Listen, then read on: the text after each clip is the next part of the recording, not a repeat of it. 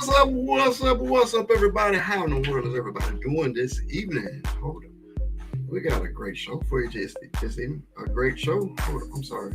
I'm texting messages. I'm trying to find my person interviewing tonight. I might have messed up. Let me send it again. I'm sorry. Um, yes, if you want to be part of the show, I can send you the link. You can join us tonight. Join us on the show, Gmail. Let me send him this link again. I apologize for the delay. Here we go. REGGIE.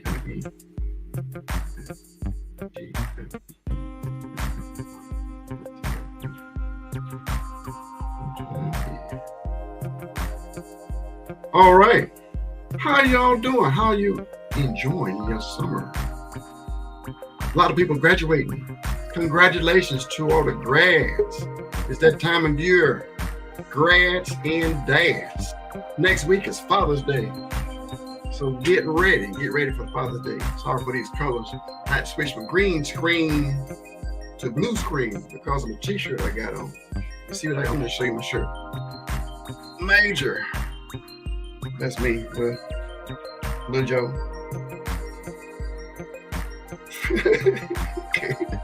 From the mind of Lil Joe. But anyway, Major. Y'all know the last show we did interviewed Major's mother. Major is a 5-year-old that he defeated cancer twice, but cancer came back for the third time. And just recently, as of Monday, Major went on to be with the Lord.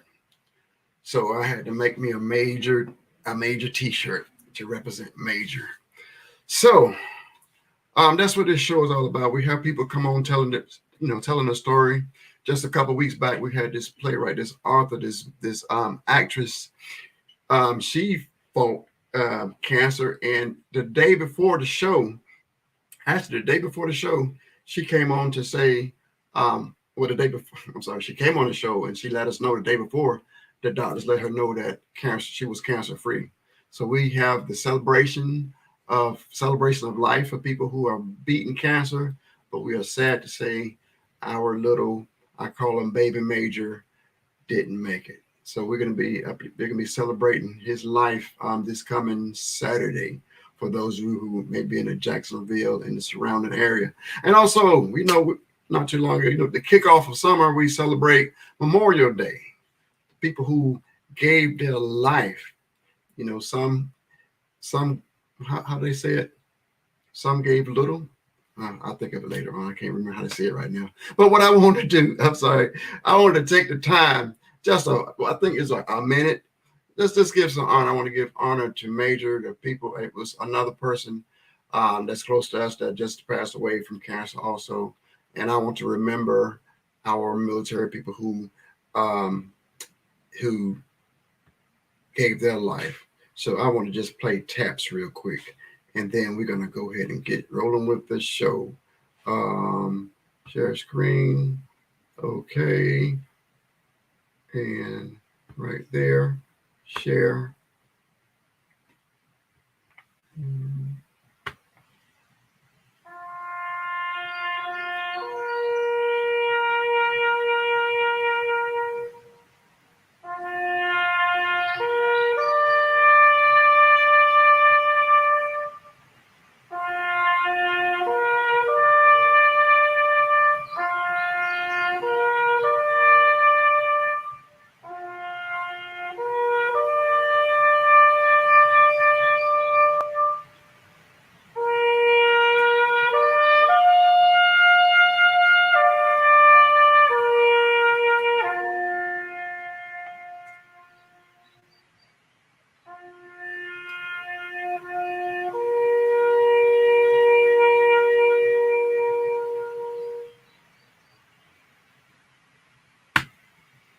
All right. I thank y'all for that, giving us a moment of silence for stop screen. So here we go. You know what? We got this great comedian in the house. He came to the ministry. I met him years ago back at our old church, Titus. I know our apostle, R.J. Washington, loved him. Man, just feel like family. And it was just good to see him again last night. And then I was working. I was on the running the controls for the camera, but something that said me invite him to be on the show tomorrow. So I did, and he has to be on. So let's welcome to the stage the Bishop of Comedy, our Bishop Reggie Reg. How in the world are you? Uh-oh, can't hear you. Can't hear you. Let me see. Let me see. Is it anything on my end? Nope, I can't hear you.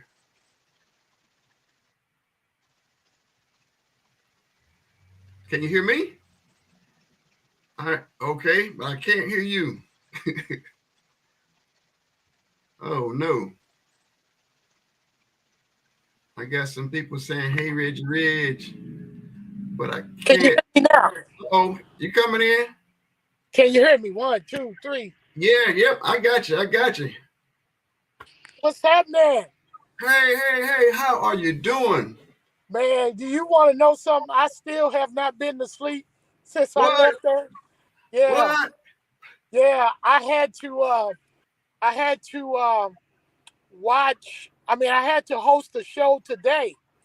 Okay. As soon as I touched down in St. Louis, I left the airport and went straight to the event. It was a St. Louis gospel show, man, and woo, man, look. It's But I said, look, if I'm available, I got you, man. And I'm here. I'm excited, man. And I love stuff like this, man. So let's talk, man. Let's talk. all right, all right. I appreciate you coming in. I wanted to save this for the end of the show, but I got to give it to you now, or show it to you now. I got to put it in the mail since you already left town. Okay. Wow.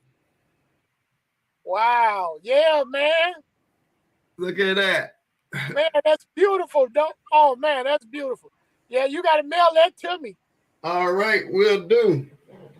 Appreciate it. Hot off the press. I just took it. I just printed it and had to run home myself and get here on time. Man, I'm gonna need to talk to you about some shirts, man.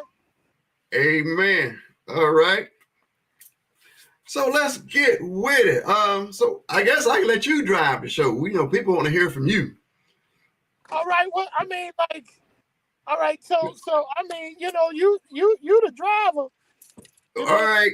Like I said, I know, when you was talking last night, you hit just a little bit about the political, like what's going on in our country, in our different cities right now. A lot of the shootings, the violence is it's just so much going on. It's just crazy. You can't even keep up with it. There's so many shootings. There's so many what they call like mass shootings, four Mhm. more people. So they're not even keeping record of even less than four. So Yeah. what do you have to say to the young people who are caught up in the mix of that? Well, yeah, and that's what I kind of brought about last night, man. What the world needs is love. And that's what I was talking about is that we have gotten so caught up on self that we don't know how to love other people, and that we're so stuck on ourselves. And Hmm. Pastor RJ, I remember the Easter Sunday, he had preached something on the reset button. And I talk about that when I go and speak at different colleges and jails and stuff like that. Is like these games, these videos games have really desensitized people's minds on shooting other people. Because, on the video game, you could be in a shootout, either you get shot or you shoot somebody else or run out of ammo, you push the reset button and you back to life. You know what I'm Right. saying? Yep. So now it comes a time that now you walking out, you got your gun on, somebody say the wrong thing to you, want to pull out easily without really thinking about it and shoot.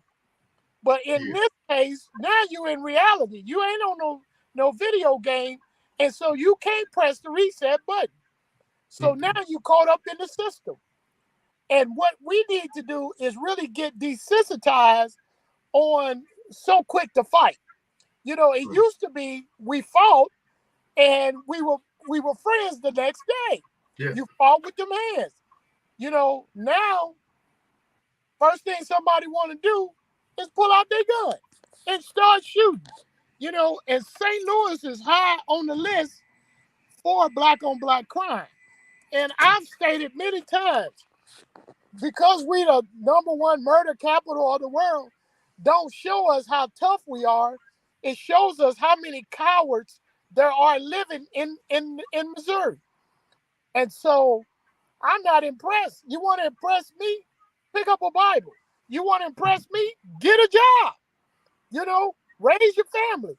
Raise your kids. I was talking about that yesterday with child support. Look, that's impressive. That's being a man. But sitting up there talking about, man, I'll take a bullet for any. I'll take a bullet for my homie. They ain't gonna take no bullet for you.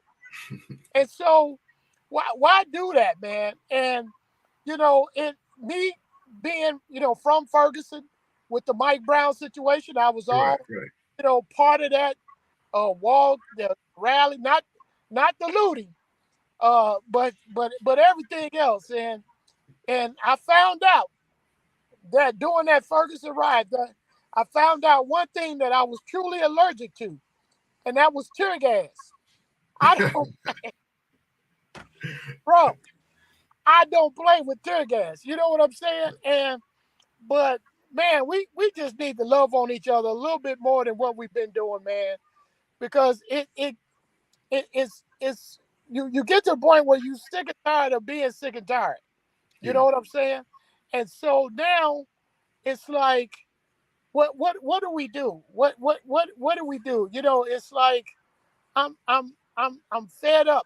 Praying is good, but I try to do my part. I go to the jails. I go to the streets and talk to these young people. But everybody needs to do something. Praying is good, but after prayer, then there's action. And so, and that's another reason why I go to the prisons, to make them laugh. You make them laugh, then it's peace. It's hard to be angry and laugh at the same time. So that's what I'm all about, man. I'm all down for the brothers and sisters. I'm all for it, but I'm not gonna get too caught up in the foolishness. And so so I just continue to do what thus said Lord has instructed me to do. And that's why I was in Jacksonville last night at Legacy Ministries. That's why I toured the country. That's why I was at the St. Louis Gospel Fest today, because of the fact I'm on a mission. And my mission is to lift up the saints of God, especially in such a time as this. Right. A little bit what you were saying is that mentality. Pastor used to say you got to change that stinking thinking. Like you say, people will say, I'll take a bullet for you. But if you take that bullet and you're dead, you're no longer with them. So I don't seem like they don't see past that situation. Like it seems like a wise man would be someone that knows how to diffuse a situation instead of going into a situation and taking a bullet. It seems like that. That's it. But the first thing they want to do is get mad when a white cop shoot a black guy. But yet we turn around and shooting each other like crazy. Yeah. Now it's Black Lives Matter. When the white cop then shot somebody unarmed, which is wrong. Let me say that. But when your own people shoot each other, where are they? Where are the protests? Where's the mob mentality? That's what they used to do back in the old days, way back when somebody kills somebody or kill a baby or a woman or something. They do the mob. They going to get them. But now, it's, oh God, RIH, RIP, to my homie, man, stop all of that. Just put it down. You know what I'm saying? Put it down and just, man, we gotta love, bro. We really gotta love, man. And I truly appreciate the format that you was telling me about that you're doing, man. And it just makes so much sense that you're using a platform in order to bring everyday life, everyday situations, everyday things that people are facing that they need to hear. I had a conversation with a young lady today, and just telling a little bit about my situation. She was like, well, you need to tell your story. People need to hear that so they won't make the same mistakes. Like what I was talking about with Tammy last night. But Yeah. but but that's what it is, man. And whenever somebody has a forum like this, I'm like the greatest host. I'm the greatest guest because I'm an improver.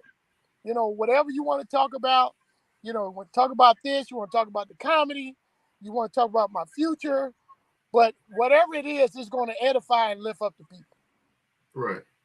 So I want, when a lot of these, we can go change the subject, but for now I want to go back Yeah, to a lot of people. They come together for funerals and the homegoings.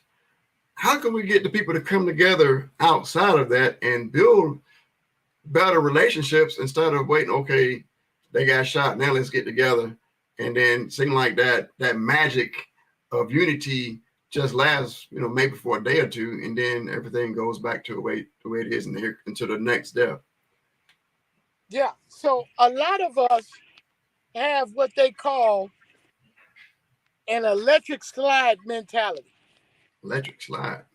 Electric slide mentality. What is that? I'm glad you asked, Bishop. So the electric slide or the cha-cha slide, you play that at an event. Everybody, let's say at a public gathering in the city, you Hmm. play the electric slide. Everybody who know that song is gonna find the dance floor, and they're gonna be on one accord, and they're gonna hop one time, bam, left foot set stomp, bam. Everybody on one accord. Even if I step on your shoe, it's okay because I know that you're trying to be on one accord with us. So it's okay. You see what I'm saying? Yeah. But the minute that record is shut off, everybody go their separate ways. Yeah.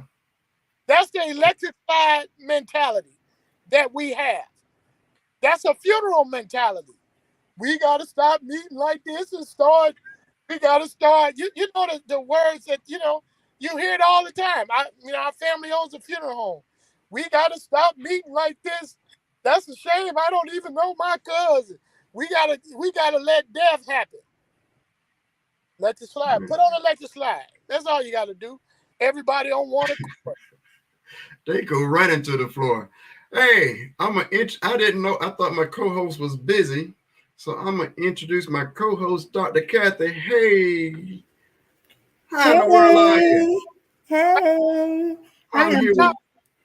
I'm doing well. How are you? I'm blessed and highly favored, kicking them glory clouds. Listen, I get that. Hey. I Hey, got it. I got it. Hey. You know you got to buck twice so it ain't real. Hey. You got to do it oh, twice. hey. Yeah. Hey. Yes, at least two times it ain't real. You got yeah.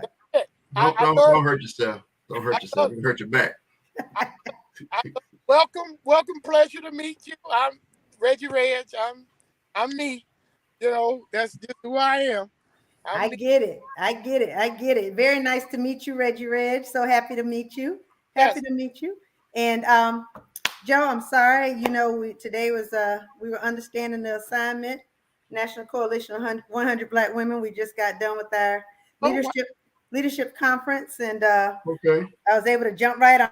So I'm here. Okay. All right. So I thought you was tied up with that, so I didn't even send you the invite, but you outsmarted me. You That's all got right. on. Yeah. I mean, hey. So is that an organization that you are like spearhead or what? I'm the president of our local chapter, but it's an international organization. Yes. Okay, so y'all need to get on Givelify. We are on Givelify. Okay, well then you good to go. Now, hey, Yes. utilize the QR code in order Yes. to do it for your organization. Yes. You can go right on and find it, Reggie Reg, if you want to go ahead and send a few dollars this Yeah. way. Yeah. Listen. Well, I don't know if you know, I really helped start Givelify. Oh, did you? I did not know that. Well, good. Good for you. Congratulations. Listen, we need to talk about that some more at some point. Yeah. My friends were the inventors, and then they found me because I knew everybody across the whole United States. Mm-hmm. And so we just kind of married each other, Givelify and the Bishop of Comedy. And so 9 years later, I'm still here. Yeah, I Good thought stuff. you were the face of Givelify. Yeah, yeah, I didn't know the story. yeah, Mm-hmm. yeah, most definitely. So, any nonprofit, and it's Black owned.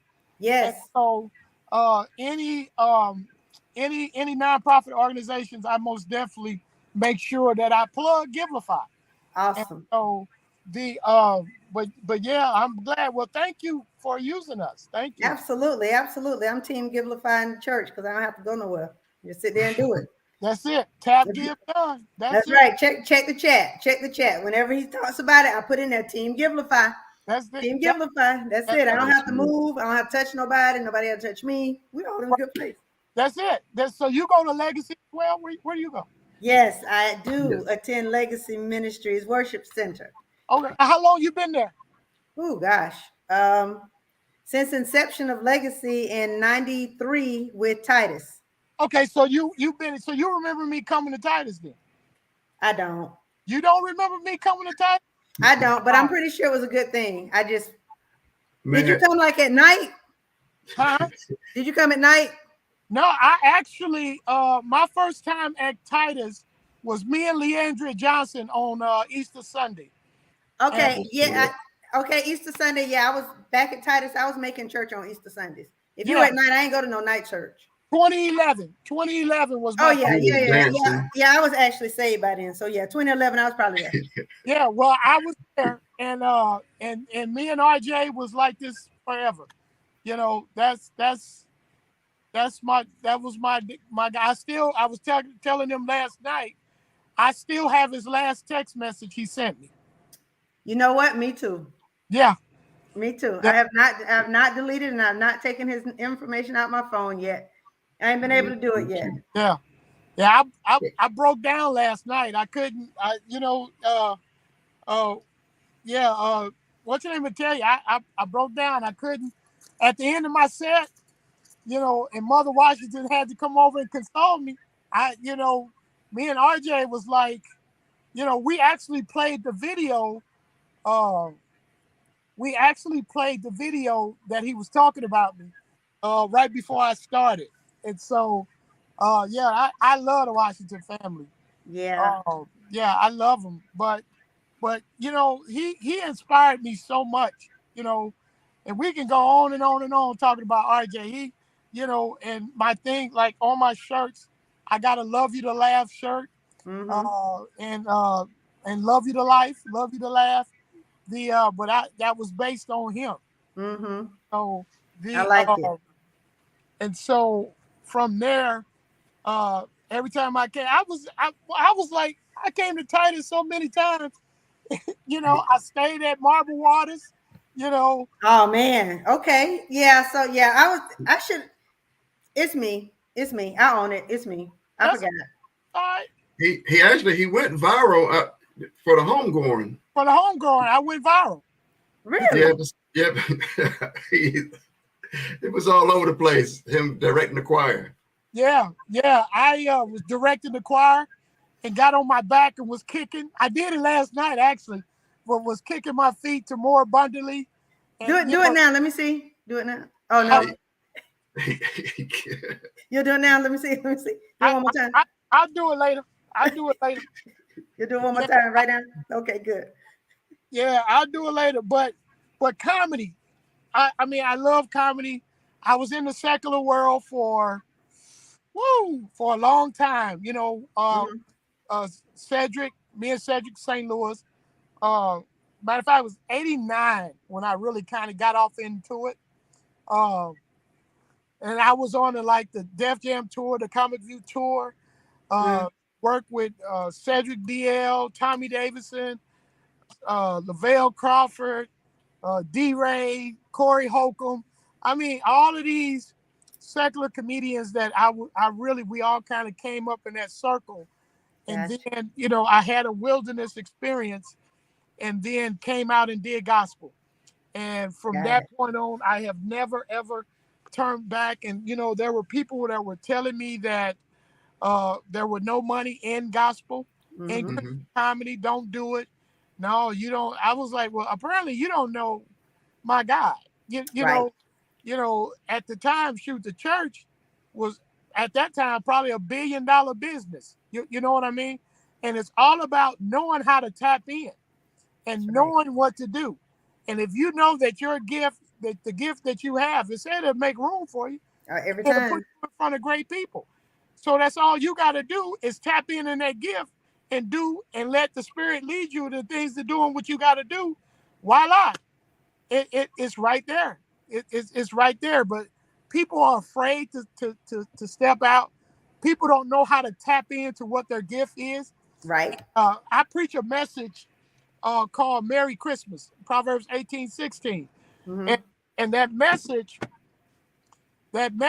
is that some people, I set up in the Christmas morning, and then I bring it back and say, some people will run outside and run right past that Christmas tree and go outside to look and see other people's gifts and Mhm. enjoy other people's gifts. And while their gift is still under the tree, then Wow. they get mad when they playing with the other people's gift and everybody is not excited because they're playing with that gift. Well, Right. you got the gift, but you don't have the anointing.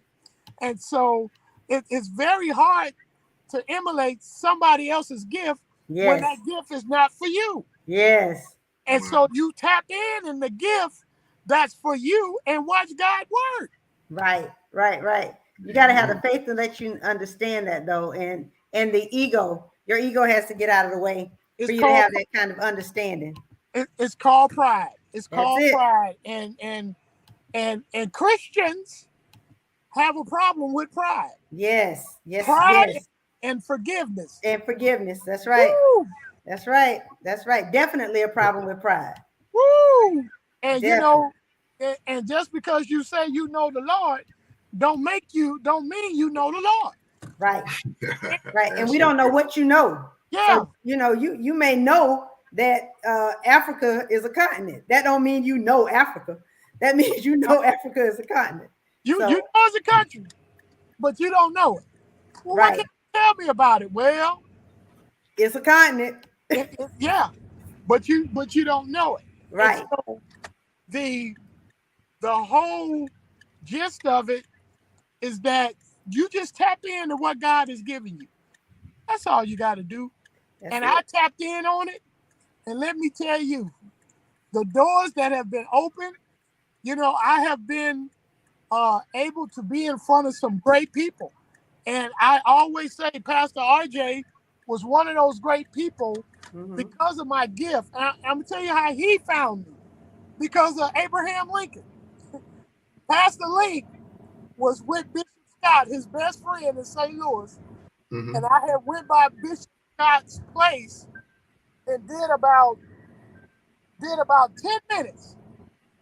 And Link saw me and left the church, called RJ and say, man, there's this guy from St. Louis that will tear Titus up. Tear it up. He was like, you got to call him. So they called me on the three-way. And so it was a week before Easter. So I didn't know nothing about Pastor RJ. Knew absolutely nothing about him. And so we were talking.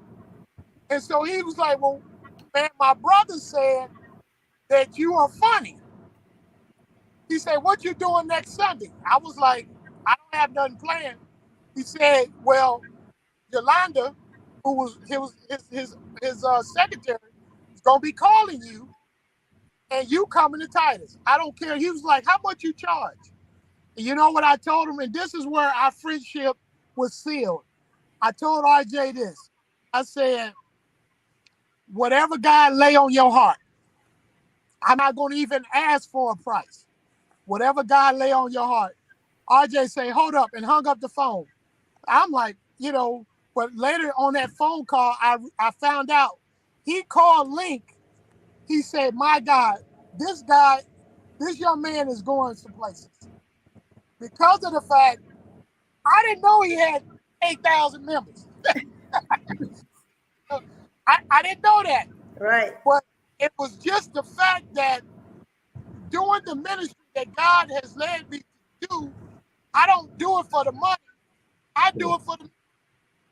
Link called me last week and said, Reg, somebody was supposed to come and perform at the church, but he did a little appearance on Tyler Perry and his price skyrocketed. And he told Link that he wasn't going to come for the price that they had talked about. And so he said, Bishop Scott gave me your number. I don't know why you had it in your phone, but Bishop Scott gave me your number. So he was like, I need you to be in Titus. He said, I need you to be at the church next Friday because I told them there was going to be a comedian there. I said, I got you. He was like, all right, man, what you gonna hit me for? I say, Link, like I told RJ Washington, whatever God lay on your heart to give me, that's what I'll take. I did not put a price on it. The same way I treated your brother, I'm doing you the exact same way. And Link sent me a Zelle, and I still have not looked at it. I don't know what he gave me. Send it to me, and I'll look. Send it to me. I'll look, and I'll send you back a little something. Yeah, I don't know because of the fact I'm not where I've been blessed tremendously. Mm-hmm. Being a shareholder with Givelify has really humbled me, has really allowed me to be all right, and I thank God for that. And so, but it's all about humility, and then from that point on, every time something kind of went down at the church where RJ was in the position, he was like, I want Reggie Reyes to come. Not because of my material, but because of me as a person. Mm-hmm. Because of, I didn't never have to stay at the hotel. I mean, I had all the food. They took care of me. And that's family. But that comes from your gift. Noel Jones, Dorinda Clark, Leandria, TD Jakes, Jamal Bryant. I mean, I've ministered in front of all of these people, and it's like it's just a beauty. I did gospel plays and stuff like that, so I'm just having fun, and I'm hopeful whoever listening to be encouraged that the same God that did it for me can do it for you. You just gotta believe. Sound like your blessings are chasing you down. You ain't chasing after no blessings. Woo! It's amazing that I get calls out the blue, last minute calls like, hey, Reg, man, your name came up. I need for you to come. I did the South Carolina Baptist Convention. I just was there on Givelify. The guy came up. He was like, oh, my God, dude, we need something. We need some entertainment for our banquet. I need 30 minutes. Okay. Bam. So I'm walking out of there with a wad of money that I had no intentions on having. And got other gigs out of it. Right. And because of the gift. And this is something that I tell my members. God said that he comes to give us life more abundantly. That's right. Yeah. So there is no reason in the world why we should not live abundant lives. Agreed. Your gift will make room for you, not nobody else. It's your gift that God gave me gift. Yeah. So that's the story of my life. What made me my first time doing comedy, what made me really get into comedy, I was 5 years old. My mother and stepfather was getting a divorce, and she was sitting in the dining room crying at the table. And it tore my heart apart to see my mother crying. So I started doing things to make both of them laugh during that moment. And they was cracking up. So that's where my whole comedy career started. Just from then on, my mom, they used to throw basement parties, and That's where I made my money. I was always a little entertainer, but now I'm doing it for Jesus.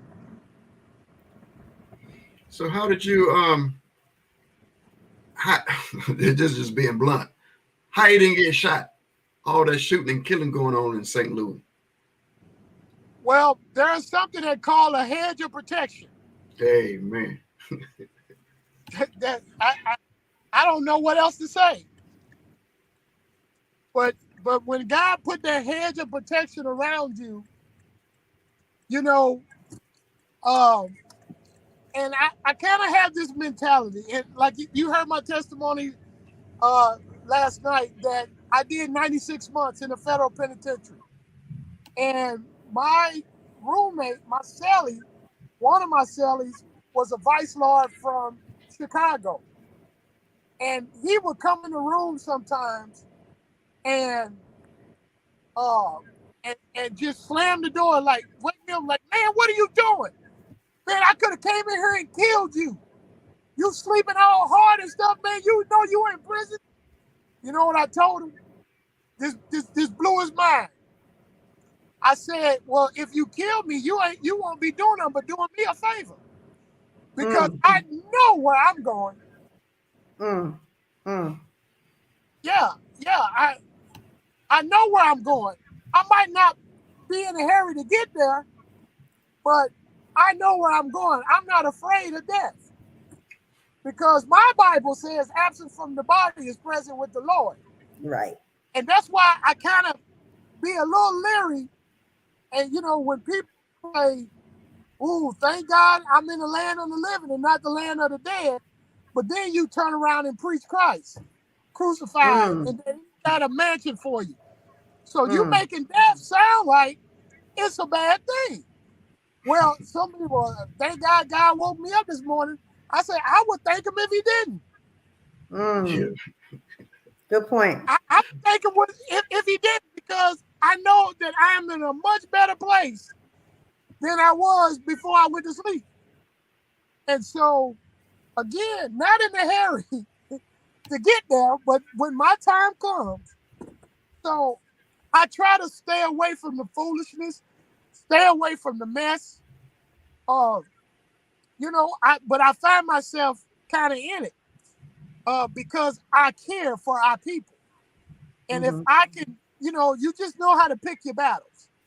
I'm not going to walk in between a gunfight, but if I de-escalate the problem before it take place, at least let me try. And sometimes it'd be like, get away from me, OG. I do. I'm gone. I'm just letting you know that there is a better way to handle this situation. Right. So I'm on a mission. And I'm not afraid because I don't live in fear. God didn't give me the spirit of fear, but a power and love and a sound mind. And again, I live an abundant life. And he said that he will protect me. So I have to rely and depend on him. Amen. Listen, so what do you say to people who, 'cause I hear it a lot of times, they said they did time, now they out, they can't get a job, they can't get an apartment, they can't do this, they can't do that. So then they just pretty much give up on life. So what do you say to those people to get back out there Look at me. when a lot of times the odds are against them? Look at me. If the odds were against anybody, it was against me. And when I go back to the prisons and right before I get started, the first thing I say is I'm an answer to your prayers. Can I make it outside of prison? Can Mm. I do it? I'm a living witness. When I walked out of prison, I had $25 to my name. Nobody wanted to hire me. Nobody wanted to let me live in the apartment because I had a felony. Nobody wanted to give me a chance. I got a mark. I'm a black man. Now I got a felony. Now, it's always something. But man say, you can't, but God say you can. God say, seek ye first the kingdom of God and his righteousness, and all these All these things. Uh-oh. All these things should be added to you. But because of the fact it was not easy, but yet still be ye steadfast, unmovable, always abounding in the work of the Lord. It's not easy, but what don't kill you make you stronger. When you get hungry, you start doing. They call me the Jamaican man because I Uber, I work Givelify, I do comedy, I do stand up. I mean, I preach, I speak. Hey, there's plenty jobs out here. Be your own boss. Be your own boss. And your greatest foundation is Jesus Christ. If you just put your trust, don't try to get out here because a lot of people will get out here and do it without him. But that yeah, ain't what your assignment is. Your assignment is to be a light of the world. So I am an example of you can make it in this world. I can live anywhere I want to do. My credit is real good. And I sell cars. And so, I'm a hustler. I'm a hustler. I've always, even as a 14, 15-year-old, I had 2 or 3 jobs, you know, and I was a police officer, and they railroaded me because of the fact I spoke out against racism on the police department. That's the whole experience of why I went to prison. But you know what? Even they were amazed because they was like, he gonna commit suicide because he's got to go to prison. The devil is a lie. I'm getting ready to show you that what type of man that I really am. And then I had a couple of them just come and apologize and say, man, I am really proud of you. And when my oldest boy told me, Dad, I know what you went through and what you're doing out here is so inspirational. And I am so proud of you. And that was the biggest thing that anybody could have ever said to me. When I heard it come from my son, I don't care what nobody said about me because of my fruit, my loins told me how proud they were because Mhm. they're going to watch you. So I'm talking to the person that's out there that's saying, man, I can't do nothing. Hey, look, if it means going to work at McDonald's, go to work at McDonald's, save your money, and then own one. That's right. I got classmates who started off working mopping the floor, but now they own 3 or 4 McDonald's. So again, we're back at that, Doctor C. Pride, pride. Yep. I ain't doing that, man. I ain't doing That's that. right. That's But you right. was doing it for 8 cents an hour while you were in prison. That's right. Exactly. Exactly. Exactly. Let me ask this question. Sure. Too.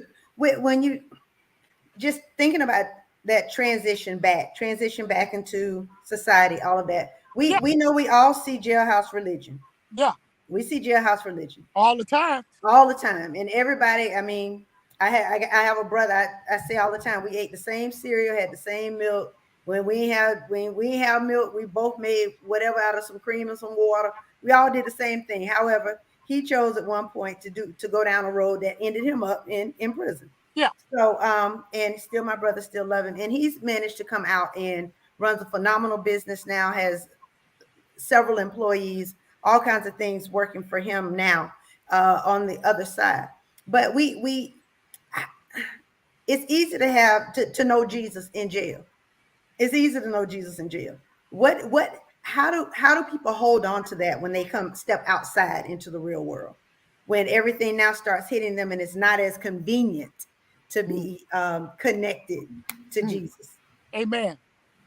In the scripture, it talks about a tree, and I'm just paraphrasing it. Hmm. Paraphrase where it talks about sand. That you hear the word, you get it all in you. Then a storm comes, and and it's wash gone. your You know, you Yep. you you you you know your it's where your foundation is. Hmm. And if your foundation is only a stick, it ain't gonna last. Right. So while you're in there, what do? Day in and day out, I made sure that I spent at least an hour on that word. I spent an hour knowing that word because when I came out, the same time that you had when you were in there, you're not going to have. Right. So therefore, it's what you did while you were in there were you in there just praying and hoping that you can get out because you're doing it? Mm-hmm. Or are you in there because you really want to know who Jesus is? And Jesus, you can fool man, but you can't fool God. Right. So when you come out, and if you haven't been walking right in there, you're not going to walk right out here. And when I went in there, I had a conversation with a dude, and he was like, I got what he was saying. Like, why do I want to get in here and find Jesus?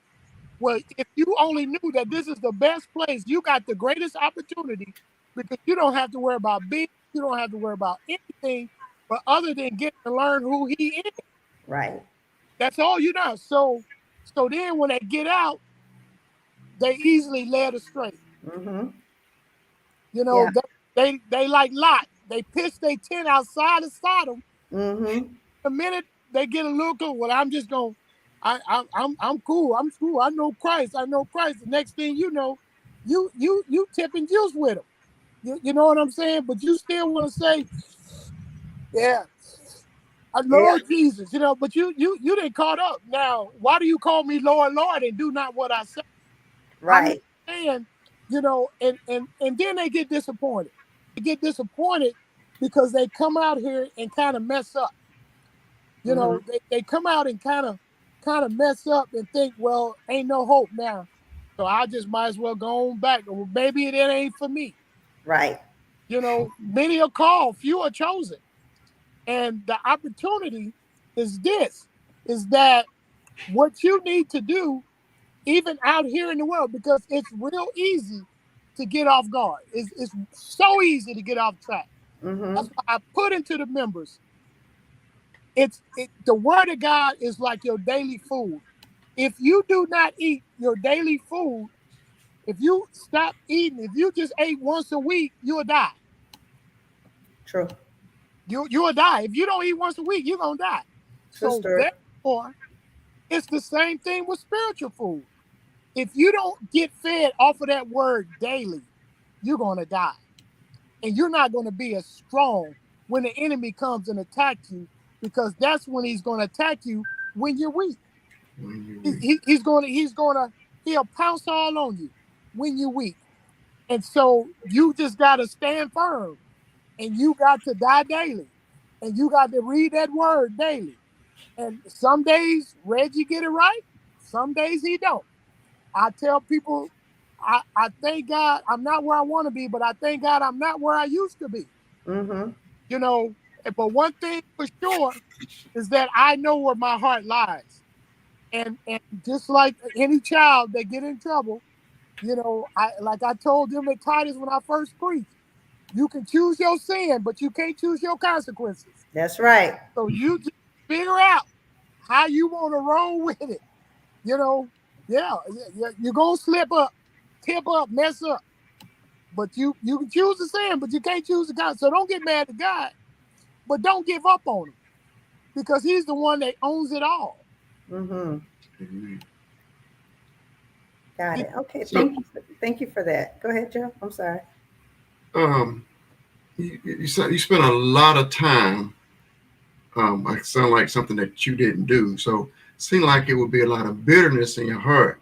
And like some people, they pray to God, hey, get my enemies, get them, get them, get them. And I just heard a pastor say the other day, his prayer is, let my enemies live long enough to see me blessed. So how did you keep from getting bitterness down in your heart? Let me rephrase the question. How is it that I didn't keep bitterness down in my heart? Thank you. Thank you for changing that. Yeah, yeah. Let me get that straight. I am no super saint. You know, I wanted to lay some hands on them. You hear what I'm saying? Yeah. Oh yeah, I You get it. know, and there was the white police officers that, and some of the brothers who was that's another story. But how did I keep bitterness from my heart? Well, I had to have the Spirit lead me into that direction. Um, it was so funny. My other sermon, I got a whole bunch of sermons that I created while in prison, and one of the ones is just do it, and it's on forgiveness. It's Mm. on forgiveness. And so when I got there, I had cussed God out because I couldn't understand why me as a Christian was going through what I was going through. And I cussed God out, called him every name under the book. And he asked me one question. What can you tell me about my son Jesus? You've been going to church. You had a relationship. You did not have a relationship. You did all the outward signs. You did all the outward signs. Now, how does this answer your question? So during the time after he instructed me to pick up a Bible, go back and learn about who Jesus is, during that time, I was attending services. Everybody, nothing, jailhouse services are beautiful because people are there really trying to get right. Not all do, but they are. And so this one particular service, the spirit was high. And so, and I preached a sermon, again, called Just Do It. And so I was trying to figure out, why am I not feeling what everybody else is feeling? And so I went back to my cell and I'm reading the book.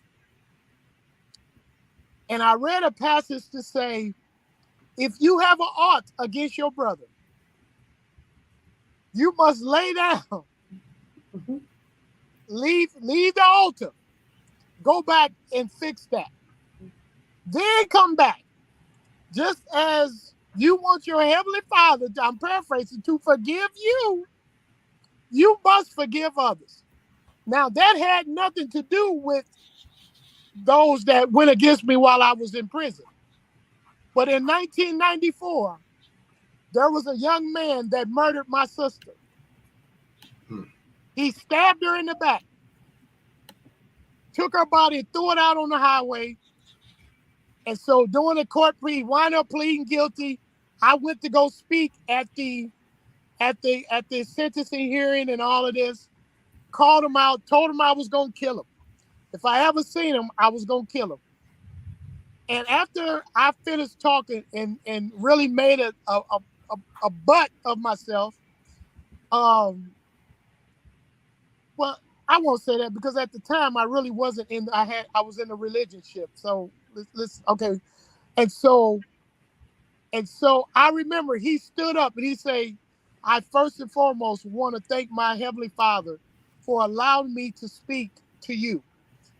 I now realize that my Lord and Savior, Jesus Christ, who I love and have allowed me to plead guilty, that I admit my fault, I admit my mistakes and all of this. And I'm asking you with all of my heart, in the name of Jesus, that you forgive me.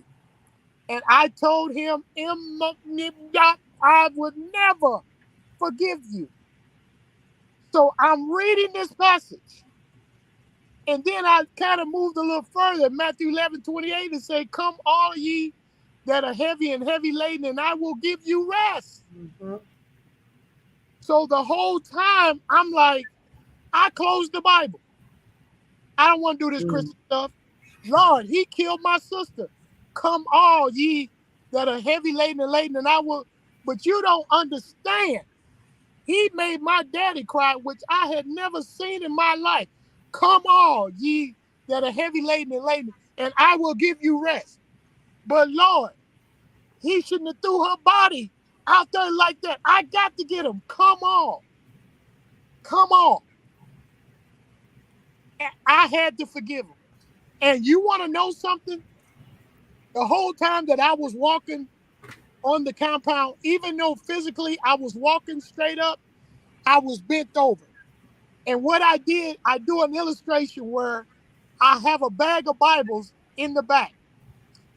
And I'm walking on the compound with that heavy bag, walking slumped, even though spiritually I'm slumped over, but physically I'm up. I'm not happy.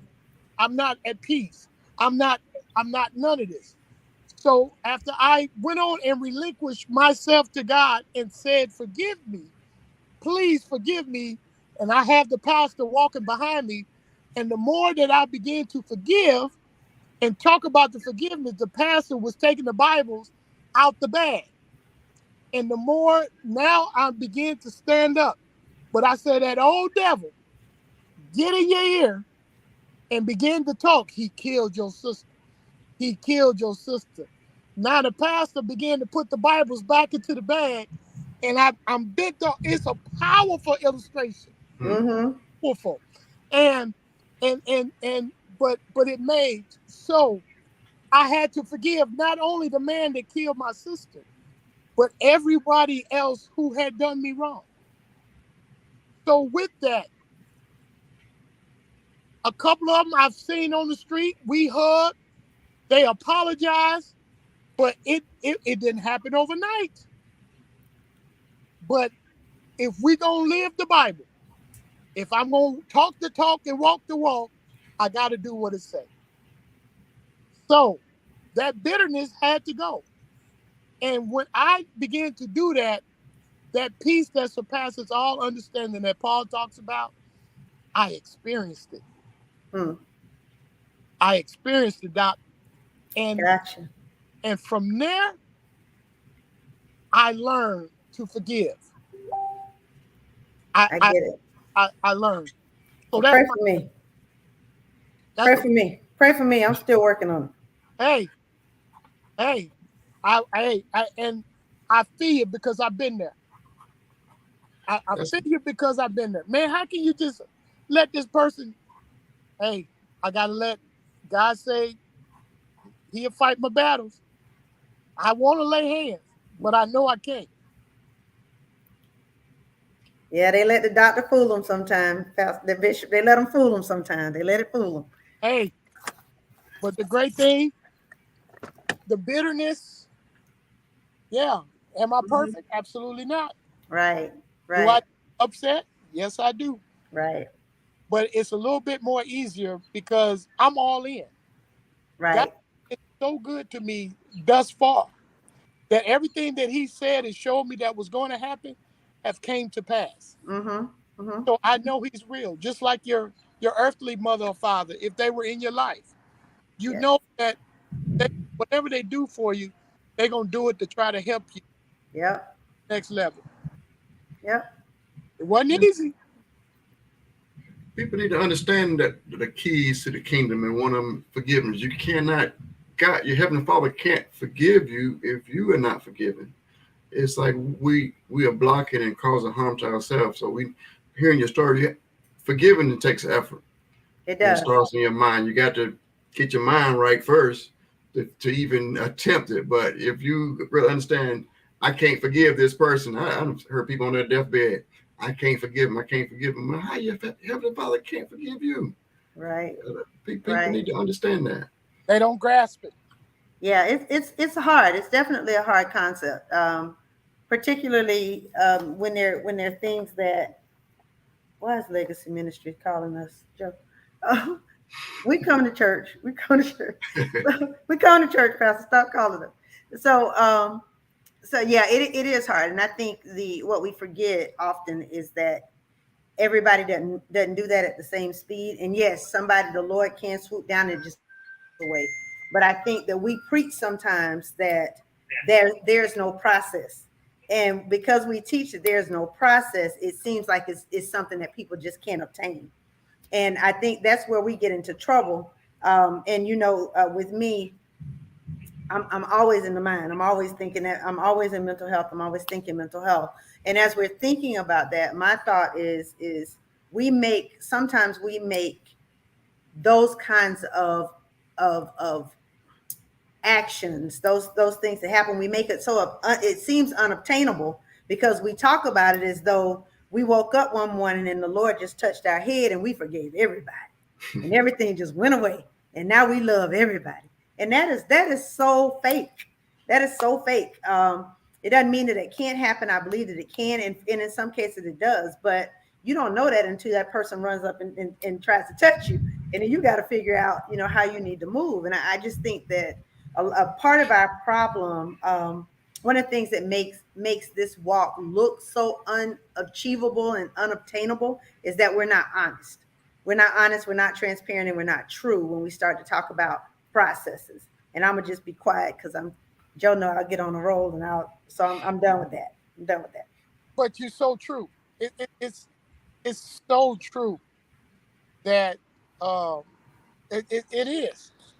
We have to we, we need to first realize and recognize that we are not super saints. That we have something in us called the flesh.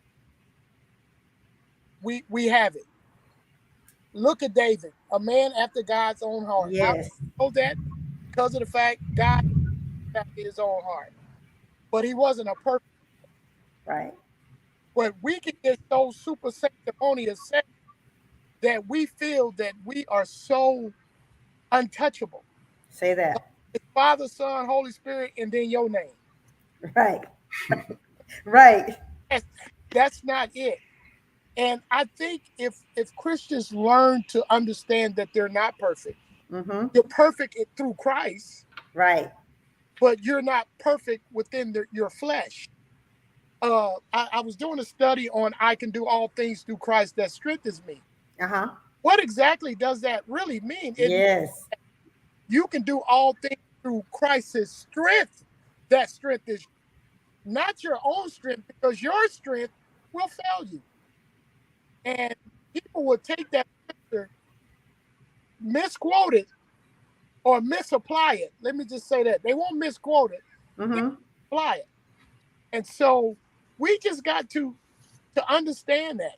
And even as I think about some things, I'm like, okay, Reggie, well, you got to get. I'm talking to me. I ain't talking to y'all. I'm talking to myself.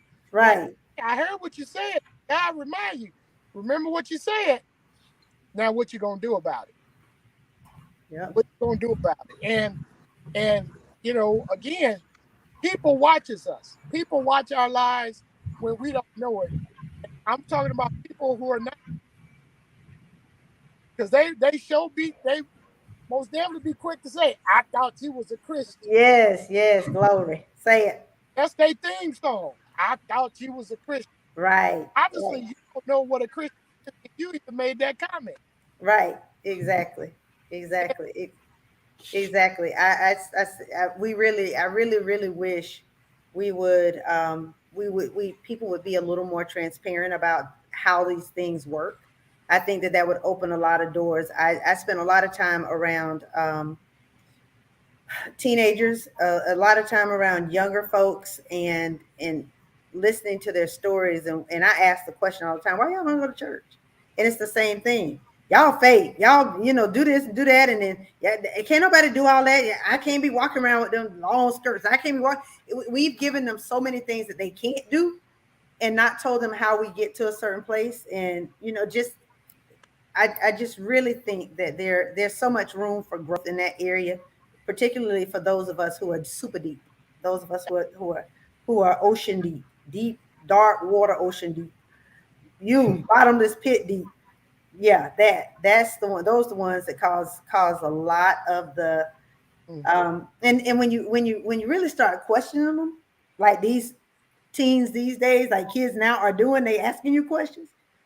You ain't deep. You can't even answer the questions. Can't So yeah, and then it just further separates those two groups and says, okay, see, now I thought you were fake. Now you can't even answer this question without getting mad or whatever. So now I really know you're fake. So that means now church is fake. So that means this. And I just really think that what you're saying right now just really leaves room for exactly what you're saying, to just be honest and transparent and help people understand whatever those processes happen to be. And yes, if the Lord chooses to swoop down and just take all your memory away and take all the hurt and everything that's associated with something away, can he do that? Absolutely. Did he do that for me in all my situations? No. I had to go through a process. So if we could just talk about that, people wouldn't feel as though this is something that they could never have. I and that's can't do that. right. And that's why they love when I preach at church, because I'm so simple. Just like the Hmm. conversation we having. I just tell it because I went through it. And I just tell life stories. And I put biblical principles with it. And they'd be like, wow. I hit them with the airport. Oh, and it just blew their mind. I said, when you go, there's God is speaking through so many things and we miss it. You go to the airport. Well, the first thing you got to do is your identification. Mm-hmm. You got to show your identification. You got to identify with Christ first. To then when you identify, then you go through the gate. Now, if you got some foreign stuff on you, if you got some stuff that contraband on you that will not allow you to go through, you got to step back out and you got to start letting go of some stuff. You Mm-hmm. got to start letting go of some unforgiveness, some deep sin. You got to let all that go, and then when you allow the man to make sure you clean, then you go through. You got to go through the gate in order to go up. So that's the whole purpose of going through the gate, so you can go up. Right. And then you can reach that destination that you're trying to do. So it's the same way in life. It's the same way in Christianity. You want to go up, you got to go through the gate. You got to go through the door. Because Right. you're not going in with no sin in your heart. Come on, somebody. I'm about to run. Don't do it. Don't do it. Man. Hey, man. I want to know. We done kept you. No, we got to let you go. I want to say another verse. I can do all things that Christ has strengthened me. That's something I've been studying. Also, what I like to tell people is like, it's got to be your God-given purpose. I can quote that verse and talking about I'm running for president. I can do all things through Christ that strengthens me. Why would Christ strengthen me to be the president if that's not God's purpose for me? Mm-hmm. I'm going to be a superstar basketball player. I can do all things through Christ that strengthens me. No, he's not going to play around and play like go along that foolishness. So it's got to be the God-given purpose, and God going to give you the strength to fulfill that purpose that God has put in us. That's it. Hey, look, man, whenever you want to have me back, man, just let me know, because I love it, man. I love talking about Christ. I love talking about what I can do to help edify and lift people up. I like what I tell you yesterday. I said, man, you give me the topic, we talk. Yeah, I am a favorite guest to a lot of shows, because they be like, man, so whenever you want, man, keep me updated, keep me posted. I love to put this on my page so some people can see it. All right, let's see the link. And learn from it. And then I'm gonna get off of here. I appreciate it, because I have not been to sleep, and I'm telling you, I am going to sleep. Okay. Hey, she didn't see it. Kathy, I got him a gift. Oh, did you get him a gift? What you got? I got him a gift. But first, I interviewed Major's mom the other day. Major passed away on Monday. Oh. So I'm wearing the Major shirt, and I put me up there, Lil Joe. Yes. Got the Major shirt. But this is what I made for the Bishop of Comedy. I like it. Yeah, that's dope. I like it. Line down there. Yeah, that's nice. I like that. So we're gonna be, yes, ma'am, putting it in the mail to you. Well, we appreciate you. We're gonna let you go, and then Dr. Catherine can stay here. I'm gonna pop up some of these comments. But let's go a little bit about you. Where can we see you at? Where you can see you performing? All your information out there real quick. Just look up to heaven. No, man. My Facebook page is Saints Can Laugh Too. That's the shirt I have. Saints Can Laugh Too. Okay. That's my I was looking for the comments. I ain't seen no comments. Yeah. Okay. Yeah, Saints Can Laugh Too. My YouTube and my Instagram. I mean, not my YouTube, my Instagram and my Facebook page. Join my page.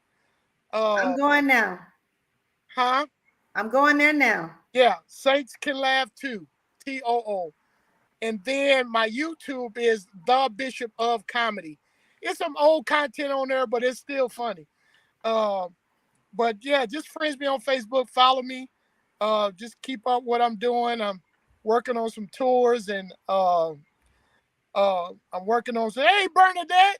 Hey, Bernadette. That's my buddy.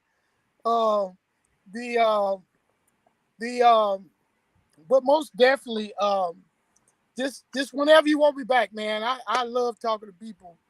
I really do. But yeah, Saints Can Laugh Too, TOO, and then that's on my Twitter, no, my Instagram and my Facebook. That's right now. That's where I'm at.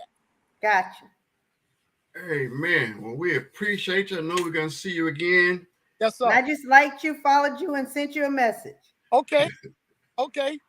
Thank you. Thank you. Thank you. Thank you. Thank you. I deleted some friends, so if you want to friends me, go ahead and send the friends request. I got 4 pages, but the one where my grandbaby is my profile picture. That's the one I want you to send the friend request on. But I accept you on the other one and then bring you over. Yeah, because I don't see that one. Hold on. Yeah, Yeah, I'll find it. Yeah, Saints Can Laugh Too. It's one with my granddaughter is that's my heart. I got 6.5 of them. And so, but that one, that's my little Joseph there. Yeah, this is the one I found. That one, all right. That's the Saints Can Laugh Too. Yes, sir. Okay, I'll find you, and then I'll bring you over. I'll bring you over on the page, on the main page, and then send you a friend request. Gotcha. But yeah, I will send you my address, man, and thank you for the shirt, man. Just thank you for okay. the. All right, no problem. Again, we thank you. Thank you for last night, blessing the ministry, and thank you for being on the show. Yep, Yes. you will be hearing from us with your gift. Okay. Yes. So be blessed. Go catch up on your sleep. Yes. Go to sleep. Go to sleep because you got to be in church tomorrow, Yeah, Pastor. I know it. I know it. You God got to rise and shine. You got sunrise service in the morning, Pastor. You see that face? All All Hey, right. right. you Love y'all. Talk to you soon. Love you too. Thank okay? you. All right. All right. Be blessed. All righty. That was good. Good show. Before we go, you can go ahead and give us a little bit of update what you was doing today. So today I know you know, but I'm the president of our Greater Jacksonville chapter of 100 Black Women, National Coalition of I know 100 that. Black Women. Okay, well, I'm Wait, I'm backwards. Wait, hold on. National Coalition of 100 Black Women, and that is we are an advocacy organization, and the organization 62 chapters throughout the U.S. and over 3,000 something, 4,000 members, something close to 4,000 members across the U.S. And our work is advocacy unapologetically for the economic, educational, and social empowerment, economic health, and economic health. And what was the other one I just said? I just forgot. Educational empowerment of unapologetically of Black girls and Black women. And it deals with all of those aspects around those two groups of people.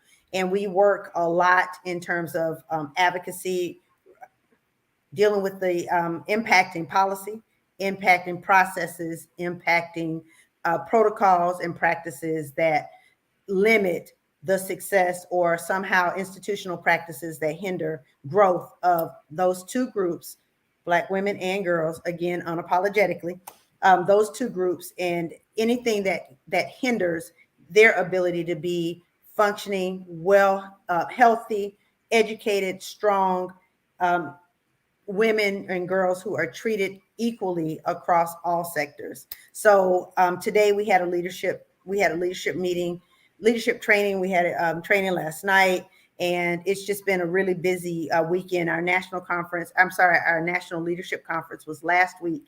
So we were in the leadership conference last week, and there's a lot of education, a lot of things that we do as women in our group to help push the agenda as it deals with those two groups of people. So right now we're focusing on the blind eye that's being turned to sex trafficking with our Black girls. We're also dealing with a lot of health disparities and health access, death rates, infant mortality rates. We're dealing with the student loan forgiveness. We got a lot of advocacy work going on in that area.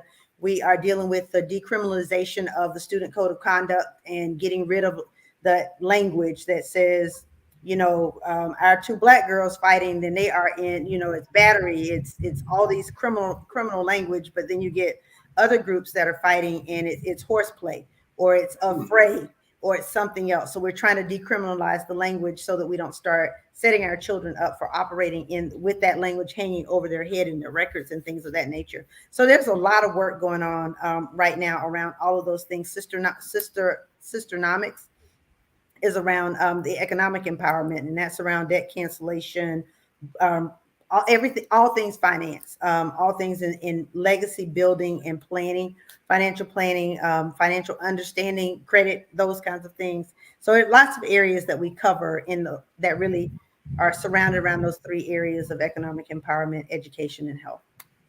Whew. Wow, that's powerful. Yeah. So I was recently elected president. I was first vice president prior to that. And now I'm serving as president of the organization for a Greater Jacksonville chapter. And our chapter covers Gainesville, Lake City, Clay County, all that surrounding areas, and Jacksonville. So our we cover kind of that circle that surrounds. Where's it, Gaines? Uh-oh. Well, congratulations, Madam President. Thanks so much.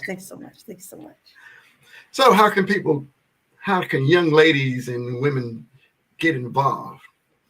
So we are currently not doing membership yet. We will start membership recruitment at around January, February is when we'll start releasing information on that. But we're right there on Facebook. If you go to Greater Jacksonville chapter of 100 Black Women, it's right there on Facebook. You can find us right there. You can also go to the website, same thing, National Coalition of 100 Black Women and Greater Jacksonville chapter. Our Facebook page is there. We have Facebook, we have Instagram, we're there on Twitter.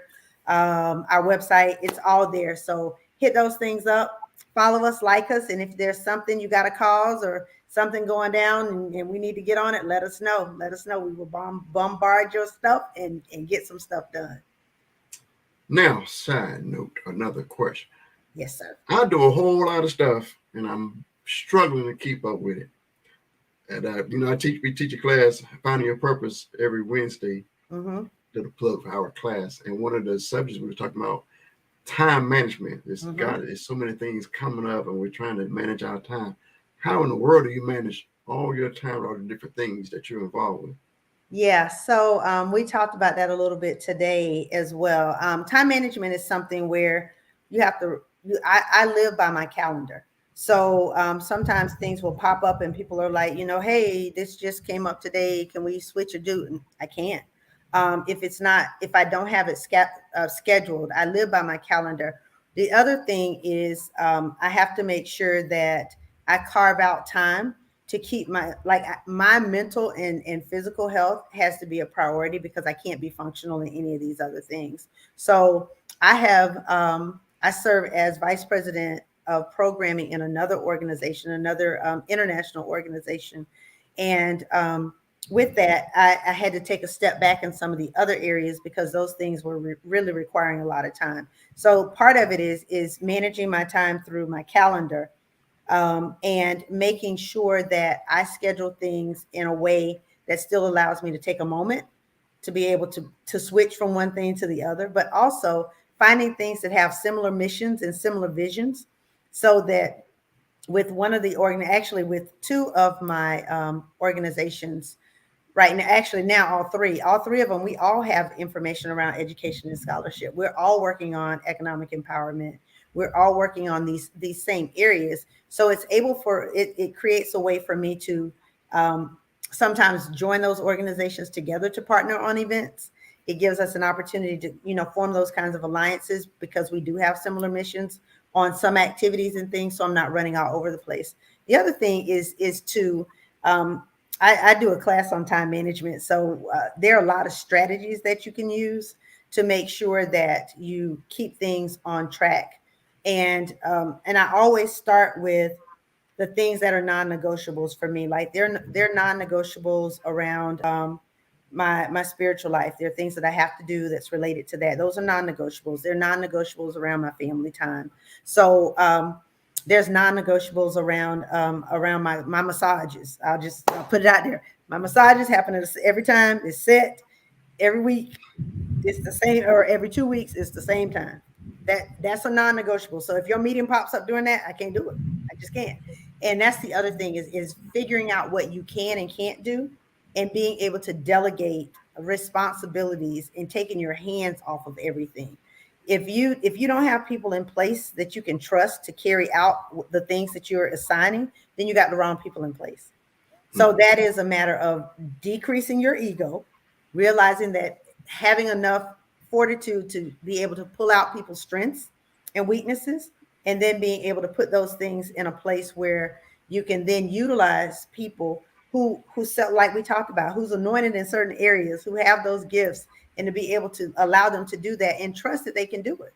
And if you can't trust that as a leader of an organization or in any situation, then you might have the wrong people, and you may need to look at how you're placing folks. So, those are just a few things, but we can talk about time management all day. I got tips on that for days. Okay, so we sure need it. All right, we done went an hour and almost hour and a half. It started off going to be a 30-minute show. I don't think I did, but like 1 30-minute show.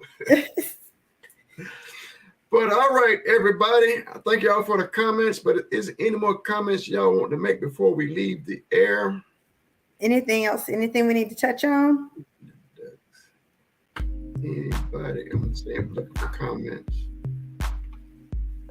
Well, again, we had old Reggie. I thought we was going to be telling jokes and stuff, but it was some real good stuff. Especially, I know that was one of your subjects right up your alley, prison reform. I know you want to work on that and tackle that. Yeah. Yes, Lord. And the privatization of prisons, that people get paid when our children go to jail, when our boys and our men go to jail. They make more money. Come on, we gotta deconstruct those systems. Gotta deconstruct it, but you gotta be paying attention, because if you're not paying attention, you're gonna miss it. You miss it every time. And we can't be mad, because they always say it's right there. Well, we told you that's the sign that you passed by. It's stuck outside when they said we're getting ready to put a traffic light and get rid of run some new street down the middle, straight through the middle of your property. Y'all don't read the signs. We don't read the signs. We don't read them. We just keep going. And then they're like, well, we posted it. It's been posted for 3 months. Well, we're going to protest now then. Huh? I said, damn, it's time to protest. Right. A bit late. Right. So again, you just got to pay attention. That's the biggest thing, is you got to pay attention. You got to pay attention, and don't get distracted. Don't get distracted by the big smoke, because right now, is anybody paying attention? Did anybody pay attention to the insurrection information in the videos that just came out? Anybody paid attention to any of that? Anybody paying attention? Are you looking? Because we're getting ready to start voting from people, or looking at people, and realizing, you need to track it more than just what they say to you while they're standing in front of you. Go look at what they support. Go look at what they're doing. Go look at who they, you got a politician that says, I'm not going to deal with, I'm not for war. I don't want war. And we're like, okay, good. Let's stop the war. We want this person. Yeah, but they fund Lockheed Martin, who makes the supplies for the war.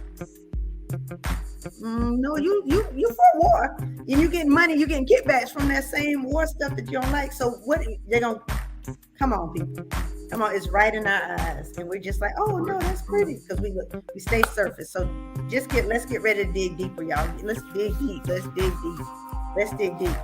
Joe, I know we're gonna have some politicians on pretty soon, and they're gonna be here talking about a lot of the laws and a lot of things that are changing. So I know that that's something that we're working on right now. So guys, you stay tuned. Don't miss that. And they're not going to be on talking about their lives and their platforms, because we don't want to hear that. What we want to hear is stuff that we can all benefit from across the world. So, Amen. All right, I'm going to shut up now. I guess you done brought it up. I guess I want to end it with that. I watched I guess we watched the insurrection live on TV, and then we just had the what you call it the other night, The hearing thing. the hearing, Mm-hmm. and I was listening, listened to the news. Anyway, they were showing, most of the channels were showing the hearing, Mm-hmm. and there's one channel that didn't. They refused to show it, Mm-hmm. and all their talking heads were saying it didn't really happen, or it was peaceful. I'm like, are we in the same world? I mean, what? They in another dimension or something? How in the world can you spend hours saying it didn't happen, or saying, we make, I say we, but because I've seen it on my eyes, so I believe it happened. Right. But how can you have several people on your station back to back say it didn't happen and talk against it? Like, are we what universe, what reality are they in? Right. And it is an alternate one. Trust me, it's definitely an alternate one. I know what news station you're talking about, because I spend a lot of time going back and forth, because I like to. That's the other thing. We shut ourselves down to the craziness that people say, but you better know that stuff. That's the stuff they operate from that perspective. In their mind, none of this happened. In their mind, the election is still rigged. In their mind, I mean, it's just pay attention. See, my thing, like me, I ask myself, well, I'm an independent. I do vote a lot, more heavily Democratic, and just the way it is. I have been known, I vote Republican. I try to choose the first person. So that's why I'd rather be independent, where I can choose either way. I'm independent as well. But I was like, if I was 100% Democrat or independent, whatever, if I saw my party doing wrong, I think I would be mad enough to say, I see my party doing wrong. I'm not going to sit there and go with a blinded eye. No, everything is still perfect. Everything is still fine. Let me justify every single thing I see. We got a justification for it. Something's wrong with you, not the people that's doing it. Agreed. And let's not, Sharice, I know you out there listening. I'm trying to stay on this side of the road. But let's not forget the racial impact as well, and how those things play into it. I too am an independent. I vote best candidate. I have no loyalty to either party. My loyalty is to the issue and the person who has a record of dealing with the issue. But I also don't listen to what they say in their speeches. Their speeches are prepared by people who want to tell you the stuff you need to know. Go back and look at how they voted. How have you voted on certain things? Go back and look at when we had this issue. How did you vote? That means you may have to go to their websites and click on some archives of some old meetings and listen. I mean, take half of your Facebook time and do that. Do that for a minute and see. And stop focusing so much on national elections, when the stuff that changes your life day in and day out happens right in your local elections, in the governor's election, your sheriff, your judges, the state attorney. I mean, come on, y'all. Come on. That's the kind of stuff we need to be thinking about. Who are the judges that are running? How have they been voting? I mean, what kind of decisions have they been making lately? Who are they talking about? And what things are they pushing? Who they support? Look at who the judges support and then decide. Even things down at your waist, your people just go through and bubble. I don't know none of these people, blah.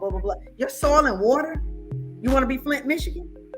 You might want to know about that. You might want to know who's dealing with your water. You might want to know about the city commissioners, not just the ones that come to your church and wave at you. I mean, they do that. How many of them come back? But that's not even the issue. I don't care if you don't ever come back, as long as you're doing what you're supposed to do. My bottom line is, if you start to think about that, look at how they voted in the past. Don't look at what they're saying right now because they want your vote. Or follow them from one place to the other and see if their story changes. That's a good one. Find out where else that person's going to appear, and see if the story they told when they stood in your church and wanted your vote is the same one they tell when they stand in front of the Rotary Club. If it's the same one they tell when they're standing in front of another organization. See what that sounds like. We got to do better, people. We got to do better, because then we're talking about, well, this ain't fair.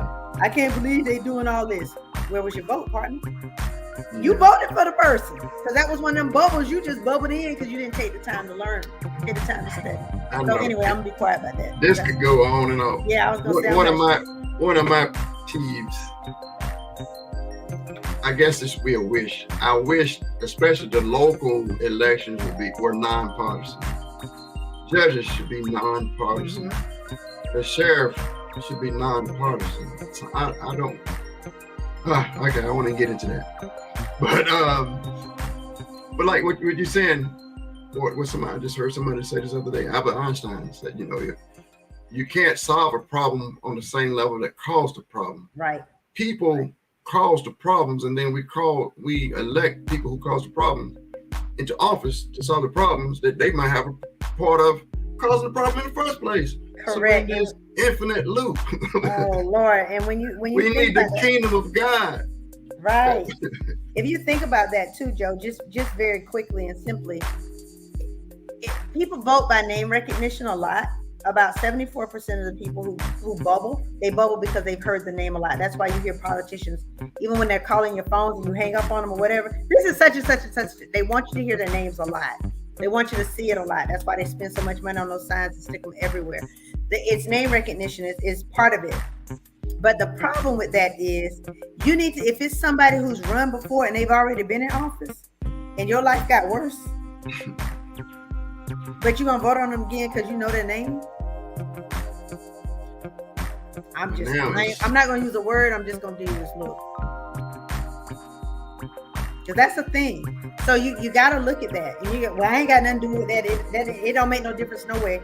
The person who is sitting in the county commissioner seat in Alachua right now, or Williston, in one of the small cities, one of the small little towns, he lost by 4 votes. 4 votes.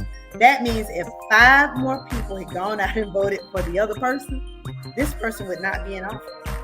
4 votes. Don't tell me yours don't matter. It does. It does matter. It does. Ask Stacey Abrams. Ask Stacey Abrams. Ask Vice President Kamala Harris. It makes a difference. So, I can spend time on that forever. So I'm gonna just be quiet because I'm sleepy.